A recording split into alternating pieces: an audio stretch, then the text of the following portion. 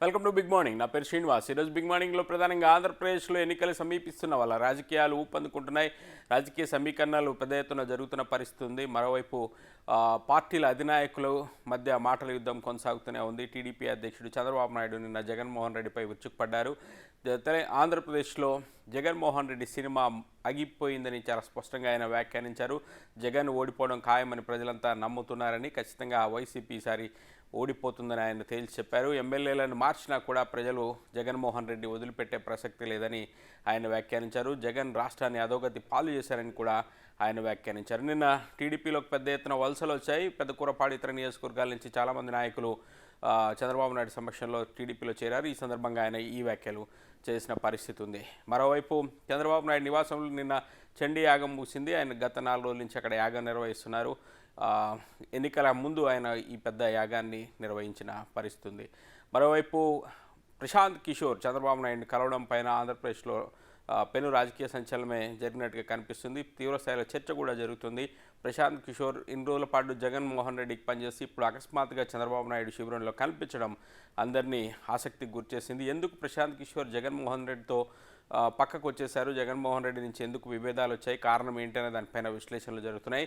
అలాగే చంద్రబాబు నాయుడుతో ఇప్పుడు ఆయన భేటీ కావడం ఏ రకమైన రాజకీయ వ్యూహాలు వచ్చే అవకాశం ఉంది, ఈ రాజకీయ వ్యూహాలు జగన్మోహన్ రెడ్డికి ఎంత దెబ్బతీస్తాయి, ఇప్పటికే జగన్మోహన్ రెడ్డి గుట్టుమట్లన్నీ ప్రశాంత్ కిషోర్కి తెలుసు. జగన్మోహన్ రెడ్డి బలహీనతలు కూడా ప్రశాంత్ కిషోర్కి చాలా స్పష్టంగా తెలుసు. కాబట్టి దెబ్బ కొట్టడం ఈజీ అనే భావనలో తెలుగుదేశం పార్టీ శ్రేణులు కార్యకర్తలు కూడా ఉన్న పరిస్థితి ఉంది. ప్రశాంత్ కిషోర్ జాయిన్ కావడం టీడీపీకి ఖచ్చితంగా బూస్ట్ని ఇస్తుంది అనే వ్యాఖ్యానించారు. ఒకవైపు పవన్ కళ్యాణ్ ఒక పీకే, మరోవైపు ప్రశాంత్ కిషోర్ మరొక పీకే, 2 పీకేలు కలిస్తే ఖచ్చితంగా టీడీపీ పూర్తి స్థాయిలో అధికారాన్ని కైవసం చేసుకుంటుందని ఈక్వేషన్స్ కూడా వస్తున్నాయి. మరోవైపు ప్రశాంత్ కిషోర్ చంద్రబాబు నాయుడుతో చేతులు కలపడాన్ని వైసీపీ జీర్ణించుకోలేనట్టు కనిపిస్తుంది.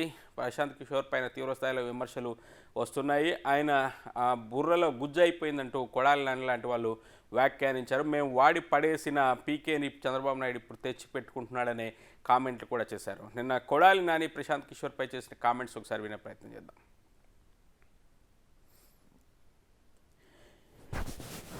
ప్రశాంత్ కిషోర్ అనేవాడిని 2014లో మేము వాడేసాం. బుర్రలో గుజ్జంతా కూడా అయిపోయింది. చంద్రబాబు లాగా ఒట్టిపోయిన గీతలాగా ఆయన్ని తీసుకెళ్ళి మళ్ళీ ఇప్పుడు ప్రశాంత్ కిషోర్ని తీసుకెళ్ళి పెట్టుకుని వ్యూహకర్త అంటాడు.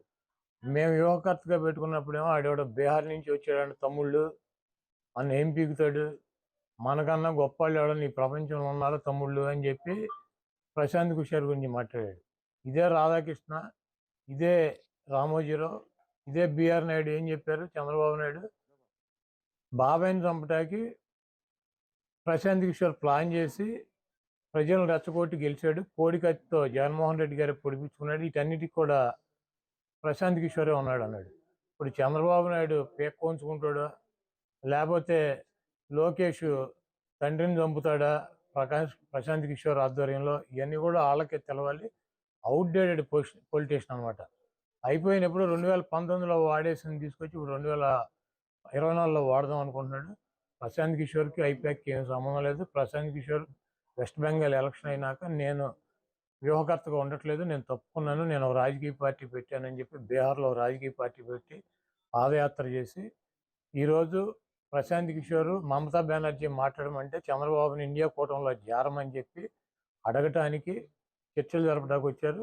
చంద్రబాబు నాయుడు ఒక పక్కన పవన్ కళ్యాణ్ని పెట్టి ఒక పీకేని పెట్టి బీజేపీతో చర్చలు జరుపుతున్నాడు. ఇంకో పీకేని పెట్టి అటు ఇండియా కూటమి మమతా బెనర్జీ కాంగ్రెస్తో చర్చలు జరుపుతున్నాడు. చంద్రబాబు నాయుడికి 2 కళ్ళ సిద్ధాంతం. ఎవడు అధికారంలోకి వస్తాడు చంద్రబాబుకి అర్థం కావట్లా. కేంద్రంలో బీజేపీ వస్తుందా కాంగ్రెస్ వస్తుందా ఎవడొస్తాడు అన్నది కన్ఫ్యూజన్లో ఉన్నాడు. కాబట్టి వీళ్ళు కాకపోతే వాళ్ళు కాకపోతే వీళ్ళు ఇతర పీకేలను పెట్టుకున్నాడు. ఒక పీకేనేమో బీజేపీతో మాట్లాడుతూ ఉంటాడు, ఇంకో రైట్. ఇది మొత్తానికైతే ప్రశాంత్ కిషోర్ కలవడం పైన వైసీపీ విరుచుకుపడుతుంది. నిజానికి ప్రశాంత్ కిషోర్ టీడీపీ వ్యూహకర్తగా పనిచేయడం కోసం వచ్చారా, లేకపోతే ఇండియా కూటమిలో చేరమని కోరడం కోసం వచ్చారని దానిపైన క్లారిటీ అయితే లేదు. టీడీపీ కూడా దీనిపైన ఎలాంటి ప్రకటన చేయలేదు. ప్రశాంత్ కిషోర్ ఇక ముందు మనకు పనిచేస్తారు, ఆయన వ్యూహకర్తగా ఉంటారని కూడా వాళ్ళు ఎక్కడ ఎలాంటి మాట చెప్పని పరిస్థితుంది. లోకేష్ కూడా దీనిపైన మాట్లాడలేదు. ప్రశాంత్ కిషోర్ కూడా చంద్రబాబు నాయుడు ఒక సీనియర్ నీరులో ఆయన కలవడానికి వచ్చారనే మాట మాత్రమే చెప్పిన పరిస్థితి. మరోవైపు ఇంకో ఇంట్రెస్టింగ్ అంశం నిన్న చోటు చేసుకుంది. వైఎస్ షర్మిల నారా లోకేష్కు చంద్రబాబు నాయుడు కుటుంబానికి క్రిస్మస్ గిఫ్ట్ ఒకటి పంపించారు. దీనికి నారా లోకేష్ ఆమె కృతజ్ఞతలు తెలియజేస్తూ ఒక ట్వీట్ కూడా చేయడం జరిగింది. ఎప్పుడూ లేనిది వైఎస్ ఫ్యామిలీ నుంచి, వైఎస్ షర్మిల నుంచి ఒక గిఫ్ట్, క్రిస్మస్ గిఫ్ట్ నారా కుటుంబానికి వెళ్ళడం పూర్తి స్థాయిలో ఆసక్తి నెలకొంది. గత కొంతకాలం నుంచి వైఎస్ జగన్మోహన్ రెడ్డితో షర్మిలకు పడడం లేదన్న విషయం అందరికీ తెలిసిందే. షర్మిల కొంతకాలం నుంచి దూరంగా ఉంటున్నారు. ఈ నేపథ్యంలోనే షర్మిల కావాలనే ఉద్దేశపూర్వకంగా ఈ గిఫ్ట్ను నారా కుటుంబానికి పంపించిందా, జగన్మోహన్ రెడ్డిని కవ్వించడానికి, రెచ్చగొట్టడానికి చేసిన ప్రయత్నమా, షర్మిల చంద్రబాబు నాయుడు కుటుంబానికి గిఫ్ట్ పంపడం వెనుక వ్యూహం ఏంటి, వీటనిపైన కూడా ఇప్పుడు చర్చ జరుగుతుంది. దీనిపైన ఈరోజు చర్చించే ప్రయత్నం చేద్దాం. టీడీపీ అధికార ప్రతినిధి సయ్యద్ రఫీ గారు ప్రస్తుతం మనకు లైవ్లో అందుబాటులో ఉన్నారు. రఫీ గారు నమస్కారం. నమస్తే సార్. అలాగే వైఎస్ఆర్సీపీ నాయకుడు షాకీర్ గారు కూడా లైవ్లో అందుబాటులో ఉన్నారు. షాకీర్ గారు నమస్కారం. నమస్తే. రఫీ గారు, ఏంటి వైఎస్ షర్మిల నుంచి ఈసారి నారా కుటుంబం క్రిస్మస్ గిఫ్ట్ అందుకున్నారు, ఏంటి ఇందులో విశేషం? గతంలో ఎప్పుడు జరగలే. వైఎస్ అలాగే నారా కుటుంబం మధ్య రాజకీయంగా చాలా యుద్ధమే చోటు చేసుకుంటుంది. సరే, అది వ్యక్తిగతమైన విభేదాలు ఉండకపోవచ్చు, కానీ రాజకీయంగా చాలా పెద్ద యుద్ధం జరుగుతున్న సమయంలో ఏకంగా ఆ కుటుంబం నుంచి ఒక గిఫ్ట్ నారా కుటుంబం అందుకోవడాన్ని ఏ కోణంలో చూడాలి? నమస్కారం సార్, మీకు అలాగే షకీర్ గారికి, బిగ్ టీవీ వీక్షకులందరికి కూడా క్రిస్మస్ శుభాకాంక్షలు. సార్, రాజకీయాలు ఎప్పుడూ స్థిరంగా ఉండవు సార్, మారుతూ ఉంటాయి. మనం ఇంకా చూస్తాం, ఇంకా 100 రోజులైన తర్వాత ఈ రాష్ట్రంలో పరిణామాలన్నీ కూడా చాలా మారుతాయి. మనం ఏమి కంగారు పడాల్సిన అవసరంలా. మేము 4 సంవత్సరాల 9 నెలలు సుదీర్ఘమైనటువంటి పోరాటం చేస్తున్నాం ఈ ప్రభుత్వం మీద. ఇవాళ వాళ్ళు నోటికి ఇష్టం వచ్చినట్టు మాట్లాడుతూ ఉన్నారు. మేము సహించాం, మేము పడ్డాం, మా మీద దాడులు చేశారు, మా ఆఫీస్ మీద దాడులు చేశారు, చంద్రబాబు గారి ఇంటి మీద దాడులు చేశారు, మా నాయకుల మీద దాడులు చేశారు, మా నాయకుల్ని చంపారు, మా కార్యకర్తలను హింసించారు. రాష్ట్రంలో మా మీదే కాకుండా రాష్ట్రంలో దొరికిన కాడికి దోచుకున్నారు. చూసాం కదా, ఆదిరెడ్డి ప్యాలెస్ దారిలో వెళ్తూ చూసి భారతీదేవి నాకు కావాలని చెప్పి ఇవ్వనంటే 22A నోటీస్ పంపించింది కలెక్టర్ చేత. చూస్తున్నాం ఈ రాష్ట్రంలో దౌర్జన్యాలు. అక్కడ రిషికొండ మీద 500 కోట్లతో ప్యాలెస్ కట్టుకున్నాడు అక్కడ ఉండటానికి. సుప్రీంకోర్టు హైకోర్టు చెప్పింది ఒక్క ఆఫీస్ కూడా ఇక్కడ నుంచి మార్చడానికి వీల్లేదని. 3 రాజధానులు అన్నాడు, కాళ్ళు ఎత్తేసాడు. పోలవరం అన్నాడు, ముంచేశాడు. ఈ రాష్ట్రంలో అస్తవ్యస్త పాలన, అవినీతి పాలన. అసలు వైసీపీ నాయకులు, కార్యకర్తలే విమర్శించేటువంటి పరిస్థితికి వచ్చారు. ఇక మా దెబ్బ తట్టుకోలేక మొన్న యువకులం బహిరంగ సభ తర్వాత ఇంకా వాళ్ళకి కింద భూమి కదిలిపోతూ ఉంటే ఇప్పుడు ప్రశాంత్ కిషోర్ రావడంతో ఇంకాస్త ఇదైపోయి రోడ్డు మీదకి వచ్చేసారు. ప్రశాంత్ కిషోర్ తిట్టడం ప్రారంభించారు. ప్రశాంత్ కిషోర్ దగ్గర గుజ్జంతా అయిపోయిందంట. అలాగే ఉండదు, మనిషి అనేవాడికి చనిపోయే వరకు కూడా మెదడు పనిచేస్తుంది. అతను స్ట్రాటజిస్ట్ అయితే ఖచ్చితంగా మాట్లాడదాం. ప్రశాంత్ కిషోర్ గురించి మాట్లాడదాం. ఫస్ట్ షర్మిల గారి గిఫ్ట్ గురించి చెప్పండి. ఏంటి ప్రధానమైన సంకేతాలు అనుకోవాలా, ఏమనుకోవాలి? ఏంటి ప్రధానమైన ఉద్దేశం యాక్సెప్ట్ చేయడంలోనూ ఇవ్వడంలోనూ? ఇప్పుడు ఆమె పంపించింది పండగ సందర్భంగా యాక్సెప్ట్ చేస్తాం. తప్పేముంది అందులో రాజకీయాలు ఏముంది? తనకి రావాల్సిన ఆస్తి ఇవ్వకుండా ఆమెను వాడుకొని పాదయాత్రలు చేసుకొని ప్రచారాలు చేసుకొని కనీసం ఒక రాజ్యసభ సీటు కూడా ఇవ్వకుండా ఎవరైతే జగన్మోహన్ రెడ్డి తన తండ్రిని చంపాడని చెప్పి రిలయన్స్ అంబానీ మీద ఆరోపణలు చేశాడో, సాక్షి పత్రికలో, సాక్షి టీవీలో పుంకాలుగా కథనాలు వండి వార్చాడో, వాళ్ళ పెట్రోల్ బంకుల మీద దాడులు చేయించాడో, అలాంటి వ్యక్తి చెప్పినటువంటి నత్వానికి రాజ్యసభ సీట్ ఇచ్చినప్పుడు షర్మిలకి ఇవ్వలేదు కదా. షర్మిల అడిగింది కదా, తల్లి అడిగింది కదా. చివరికి తల్లి గౌరవ దక్షిణాలు ఉంటే ఆమెను కూడా తన్ని తరిమేశాడు కదా, ఇద్దరిని కూడా తరిమేశాడు కదా. కాబట్టి వాళ్ళకు ఉన్నటువంటి ఫ్రస్ట్రేషను, చేసినటువంటి తల్లికి చెల్లికి చేసినటువంటి ద్రోహం మీద వాళ్ళు కాబోయే ముఖ్యమంత్రి చంద్రబాబు నాయుడు అని చెప్పేసి వాళ్ళకి తెలిసిపోయింది. కాబట్టి వాళ్ళు అడ్వాన్స్గా క్రిస్మస్ సందర్భంగా గ్రీటింగ్ పంపించారు. రైట్. మేము అంటే కూడా రవి గారు, సహోదరు- అంటే అన్న మీద కోపంతో చంద్రబాబు నాయుడు గారికి లోకేష్ గారికి గిఫ్ట్ పంపించింది అనుకోవాలా, లేకపోతే ప్రేమతో పంపించింది అనుకోవాలా? ఖచ్చితంగా కోపంతోనే పంపించింది అనుకోవాలి. ఎందుకంటే అతనికి తెలియాలని. ఓకే.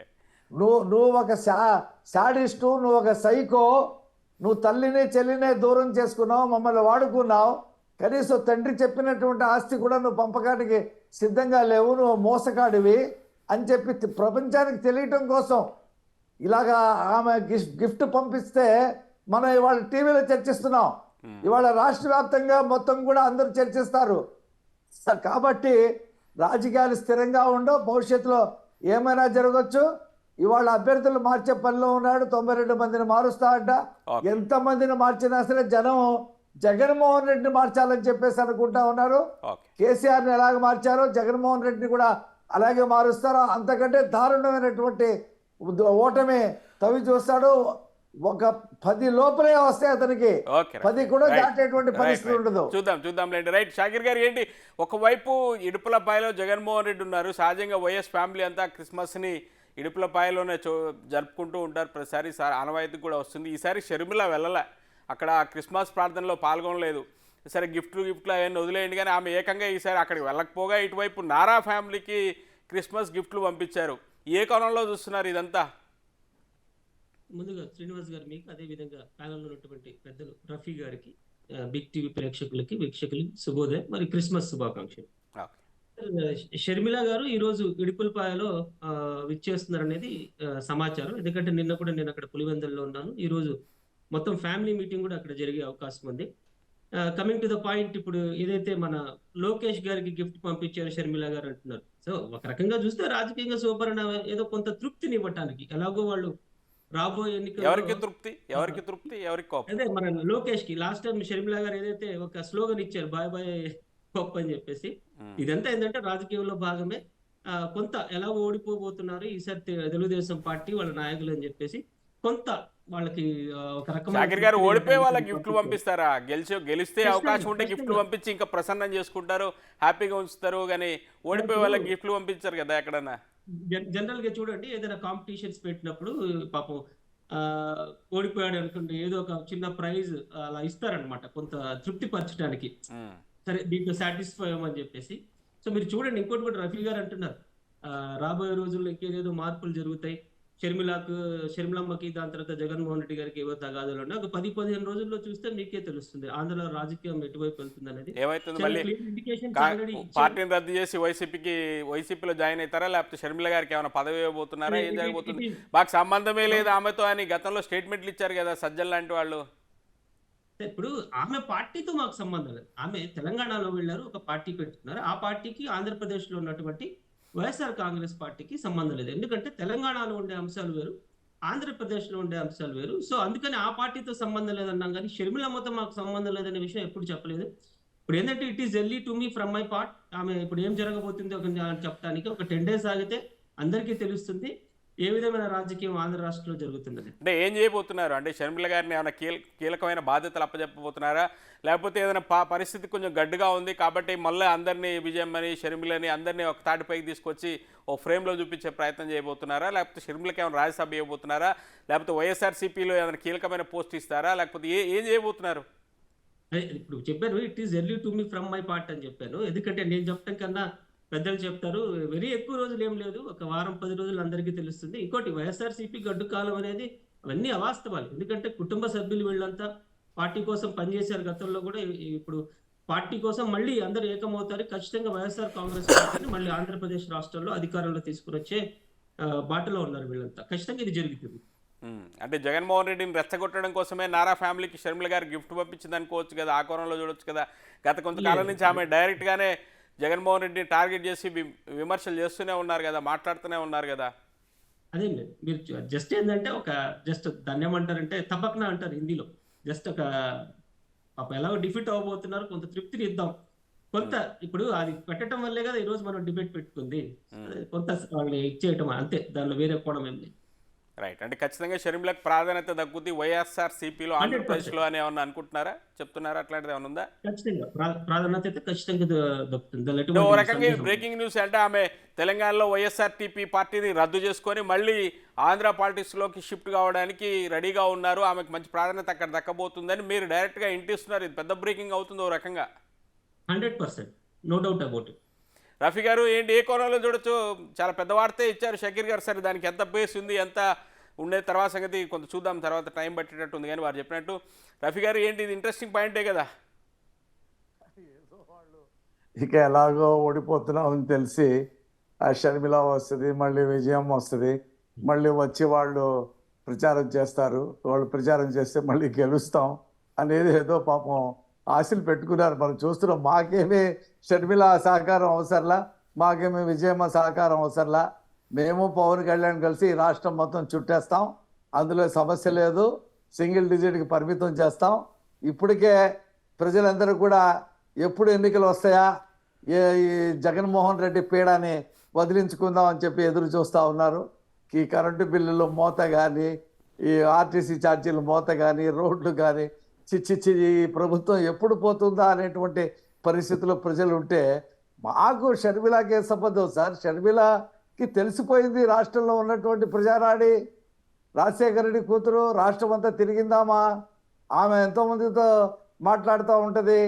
ఖచ్చితంగా రాబోయే ప్రభుత్వానికి అడ్వాన్స్గా దాదాపు ఒక 4 నెలల ముందే ఆమె గ్రీటింగ్స్ పంపించినట్టుంది. మీరు చూడండి, 1వ తారీఖు కూడా మళ్ళీ గ్రీటింగ్ పంపిస్తుంది. అవసరమైతే చంద్రబాబు నాయుడు గారు. రఫీ గారు ఎంతైనా రక్త సంబంధం, సొంత అన్నని ఓడిపోవాలని కోరుకుంటారు ఆవిడ. ఏమిటి ఎంత రక్త సంబంధం? బాబాయిని చంపలా? రక్త సంబంధం అయితే బాబాయిని చంపి ఎన్నికల్లో వాడుకోలా? కాబట్టి జగన్మోహన్ రెడ్డి ఏమైనా చేస్తాడు, అందులో సంబంధం లేదు. రేపు భవిష్యత్తులో గ్రీటింగ్ పంపించడమే కాదు, షర్మిల వచ్చి చంద్రబాబు నాయుడు గారిని కలిసిన ఆశ్చర్యం లేదు. నేను మీకు బ్రేకింగ్ చెప్తున్నా, ఎందుకంటే సొంత బాబాయిని చంపిన వాళ్ళని కాపాడుతున్నటువంటి వ్యక్తి జగన్మోహన్ రెడ్డి అని షర్మిలకు తెలుసు. షర్మిలానే వాగ్మూలం ఇచ్చింది కదా సిబిఐకి, బాబాయిని చంపిన వాళ్ళని పట్టుకోండి అని చెప్పేసి. రాజ్యసభ లోక్సభ సీటు గురించే ఈ తగువ అని చెప్పింది కదా. కాబట్టి అతను ఎవరినైనా వాడుకుంటాడు, ఏమైనా చేస్తాడు. తండ్రిని చంపాడని చెప్పి ఆరోపణ చేసినటువంటి అంబానీకే రెడ్ కార్పెట్ వేసి అతను చెప్పినోడికి రాజ్యసభ ఇచ్చాడు, చెల్లికి ఇవ్వలేదు. కాబట్టి అతను అతని కోసం ఏమైనా చేస్తాడు, ఏదైనా చేస్తాడో. అతని నైజం ప్రజలకు తెలిసిపోయింది. రాజశేఖర రెడ్డి కొడుకని ఒకసారి ఛాన్స్ అని చెప్పి ఇచ్చారు. ఇచ్చిన తర్వాత మొత్తం అతని విశ్వరూపం అంతా కూడా అతని స్వార్థం, అతని అవినీతి, అతని కుట్రలు అన్నీ కూడా ప్రజలకు అర్థమైపోయినాయి. కాబట్టి ఇక షర్మిలాకి ఎప్పుడూ అర్థమైపోయింది. షర్మిలాకి రూపాయి ఆస్తి ఇవ్వలేదు. తండ్రి సంపాదించిన దాంట్లో, పార్టీని గెలిపించిన దాంట్లో కనీసం ఎమ్మెల్సీ కూడా ఇవ్వలా, రాజ్యసభ ఇవ్వలా, ఏమీ ఇవ్వలా. కాబట్టి అతను తల్లిని చెల్లిని తరిమేసినోడు కింద మారిపోయాడు. అతని తల్లిని చెల్లిని తరిమేసినోడు ఇక మాకేం చేస్తాడని చెప్పి ప్రజలు భావించేటువంటి పరిస్థితికి వచ్చారు. డేట్ కోసం ఎదురు చూస్తా ఉన్నారు. షాకీర్ గారు, సరే ఇప్పుడు కాంగ్రెస్ నుంచి విడిపోయేటప్పుడు లేకపోతే సొంతంగా పార్టీ పెట్టినప్పుడు షర్మిల అండగా నిలబడ్డారు. చాలా కాలం పాటు పాదయాత్రలు చేశారు. ఆయన జైలుకి వెళ్ళినప్పుడు అండగా నిలబడ్డారు, చాలా చేశారు. సరే, మీరు అధికారంలోకి వచ్చిన తర్వాత ఆమెను పట్టించుకోలేదు అనేది చాలా స్పష్టంగా కనిపిస్తుంది. ఆమెకు ఎలాంటి పదవి ఇవ్వకపోవడం, ఎలాంటి గుర్తింపు ఇవ్వకపోవడం, ఆమె చేసిన సేవలను కనీసం ఎప్పుడు కూడా స్మరించకపోవడం, ఇట్లాంటివి ఏదో చాలా ప్రాబ్లమ్స్ ఉన్నట్టుంది. అందుకోసం ఆమె అక్కడి నుంచి వచ్చి తెలంగాణలో పార్టీ పెట్టుకుంది. ఇప్పుడు ఇన్ని రోజులు పట్టించుకోకుండా ఇప్పుడు ఏమన్నా దగ్గరికి తీస్తే జనాలు యాక్సెప్ట్ చేస్తారా?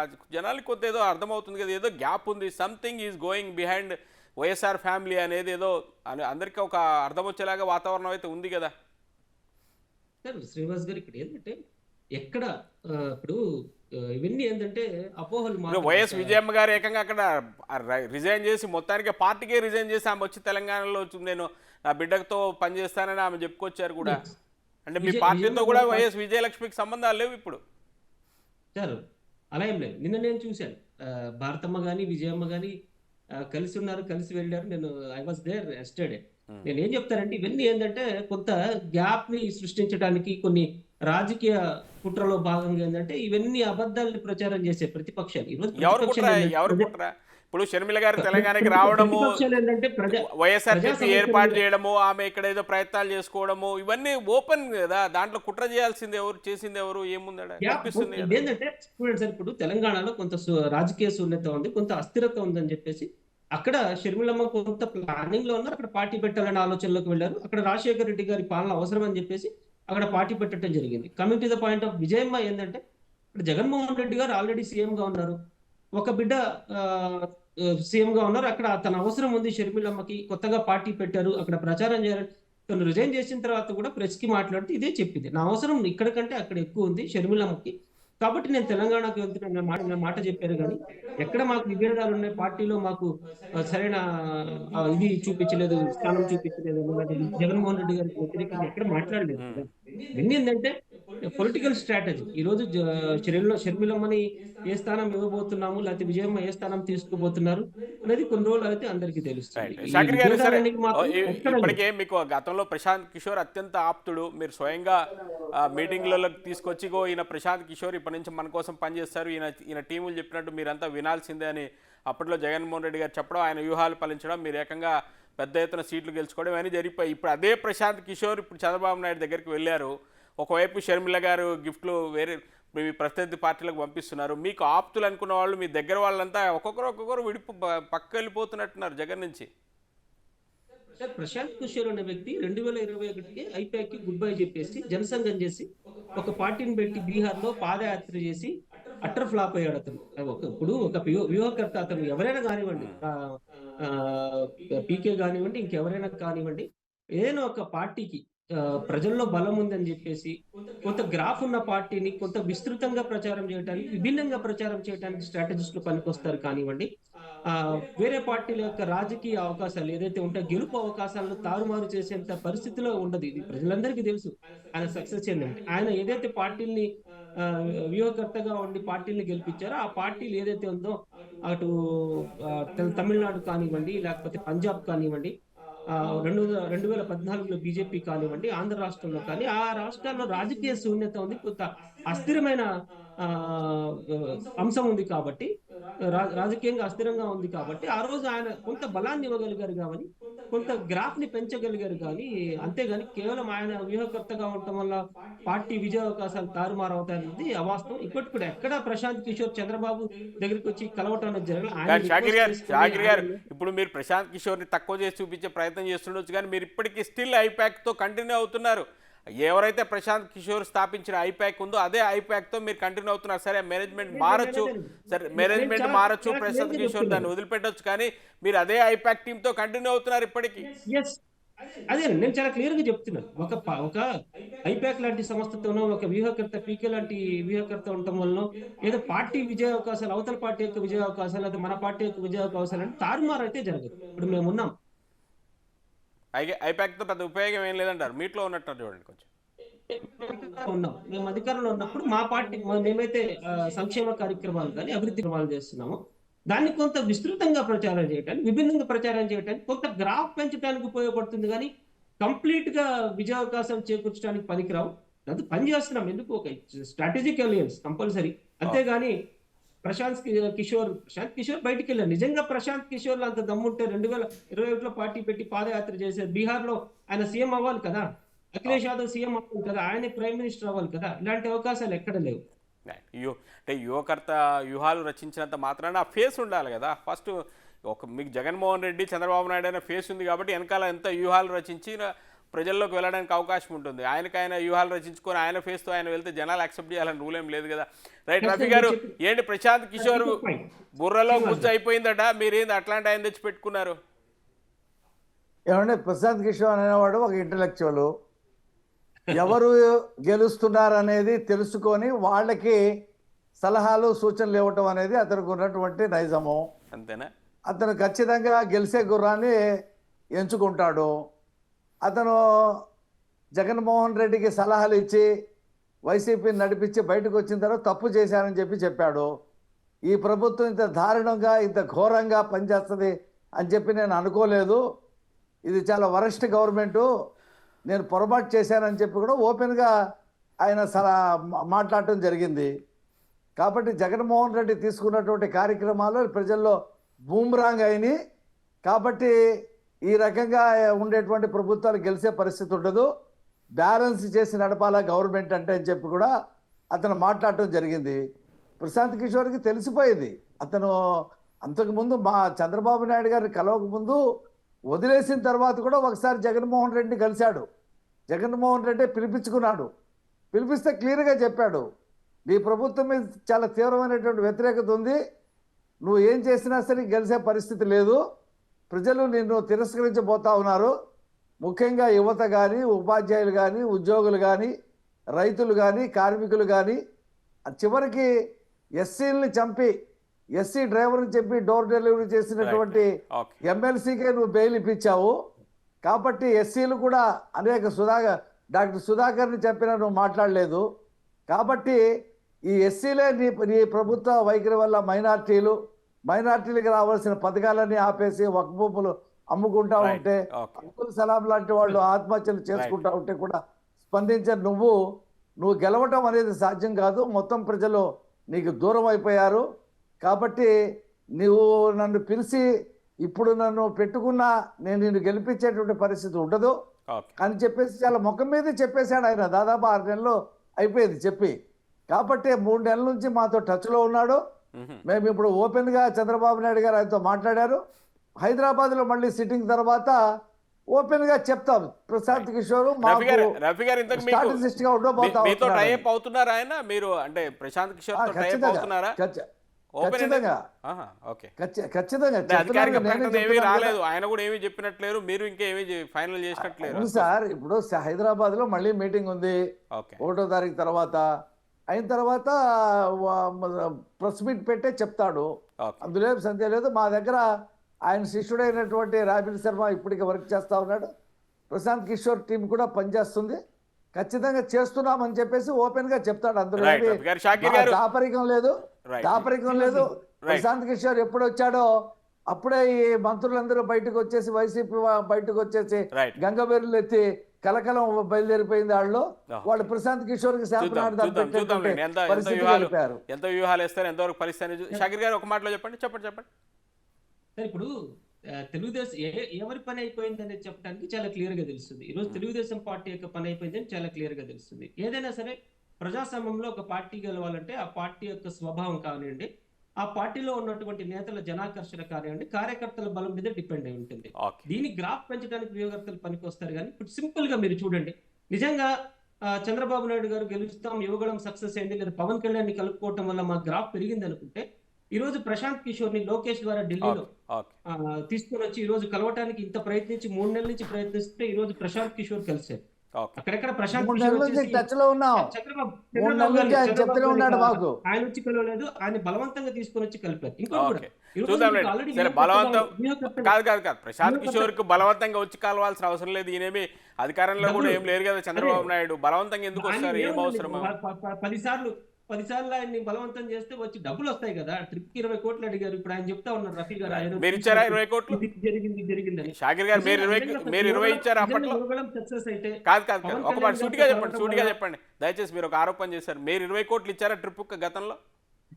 అంటే ఒకటండి, ఇప్పుడు వీళ్ళు చెప్తున్నారు కదా ప్రతిదీ వీళ్ళు చూసినట్టు. అతను ఏదో పవన్ కళ్యాణ్ పీకే ఒక ఇన్సైట్స్ అనే ఒక ప్రోగ్రామ్ లో ఓపెన్ ఆడిటోరియం లో ఒక 45 నిమిషాలు మాట్లాడిన వీడియో ఏదైతే ఉందో దాన్ని జస్ట్ కట్ ఎడిట్ చేసి సంక్షేమ పాలన వల్ల రాష్ట్రం అధోగతికి వెళ్తుందని చెప్పేసి వైరల్ చేశారు. అంటే ప్రశాంత్ కిషోర్ ఏం మాట్లాడారు మొత్తం వీడియో చూడటానికి కూడా ఓపిక లేక అవాస్తవాన్ని ప్రచారం.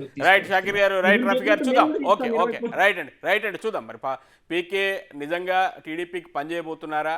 ఆయన వ్యూహాలు చంద్రబాబు నాయుడుకి ఎంతవరకు పనిచేస్తాయి? గతంలో జగన్మోహన్ రెడ్డికి ఇదే వ్యూహాలు చాలా బ్రహ్మాండంగా పనిచేసి ఆయన అద్భుతంగా విజయం సాధించారనేది ఒకటి ఉంది. కాబట్టి ఖచ్చితంగా పీకే మీద ఖచ్చితమైన ఇంట్రెస్టింగ్ ఒక డిస్కషన్ అయితే ఆంధ్రప్రదేశ్ రాజకీయాల్లో జరిగే అవకాశం ఉంది. ఆంధ్రప్రదేశ్ రాజకీయ సమీకరణాలు కూడా కొంతవరకు మారే అవకాశాలు కూడా స్పష్టంగా కనిపిస్తున్నాయి. అది ఎంతవరకు ఇంపాక్ట్ ఉంటుంది, టీడీపీని గెలిపిస్తాయా, వైసీపీని ఓడిస్తుందా, లేకపోతే ఏ రకంగా ఉండబోతుంది అనేది భవిష్యత్తులో మాట్లాడుకుందాం. థ్యాంక్ యూ వెరీ మచ్ అండి డిస్కషన్లో పార్టిసిపేట్ చేసినందుకు. ఇది రోజు బిగ్ మార్నింగ్ డిస్కషన్. రేపటి బిగ్ మార్నింగ్లో మళ్ళీ కలుద్దాం. Stay tune to big TV.